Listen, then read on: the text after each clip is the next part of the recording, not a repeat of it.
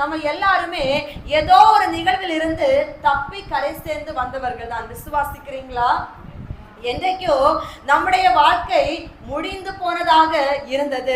ஏதோ ஒரு சூழ்நிலையின் நிமித்தம், ஏதோ ஒரு வியாதியின் நிமித்தம், ஏதோ ஒரு பிரச்சனை நிமித்தம், ஏதோ ஒரு சத்துருவின் போராட்டத்தின் நிமித்தம் என்றைக்கோ முடிந்து போக வேண்டிய நம்முடைய வாழ்க்கையை அவர் இன்றும் முடிக்காதபடி நம்மை தப்பி வர செய்திருக்கிறாரே என்றால் அதற்கு ஒரு முகாந்திரம் உண்டு என்பதனை மறந்து விடாதீர்கள். அன்பு ஜனமே, இன்னும் நாம் நம்முடைய வியாதியிலே மரித்து போகவில்லை என்றால், இன்னும் நம்முடைய பிரச்சனையிலே நம்ம மூழ்கி போகவில்லை என்றால், இன்னும் எதிரினுடைய சேனைகள் நம்மை அழிப்பதற்கு அவர் ஒப்பு கொடுக்கவில்லை என்றால், நம்ம இன்னும் அவர் தப்ப வைத்திருக்கிறார் என்றால் அதற்கு ஒரு காரணம் உண்டு. அவர் நம்மேல் வைத்திருக்கிற நோக்கம் உண்டு. நம்மை குறித்து செய்ய போகின்ற திட்டங்கள் உண்டு. நம்மை குறித்து அவர் தேசத்திலே செயல்படுத்த போகின்ற அநேக காரியங்கள் உண்டு. அது செய்து முடிக்கும் வரையிலும் தேவன் நம்ம எந்த சத்துருவின் கைக்கும் ஒப்பு கொடுப்பதே இல்லை. அல்ல